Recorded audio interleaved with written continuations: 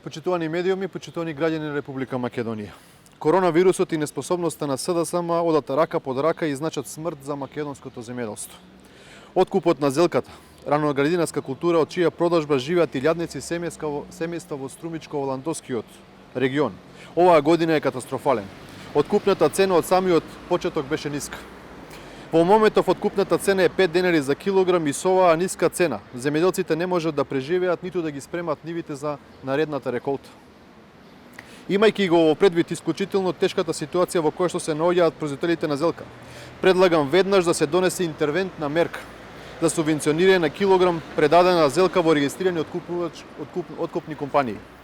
Висината на интервентната мерка да изнесува 5 денари за килограм предадена зелка во регистрирани откупни компании.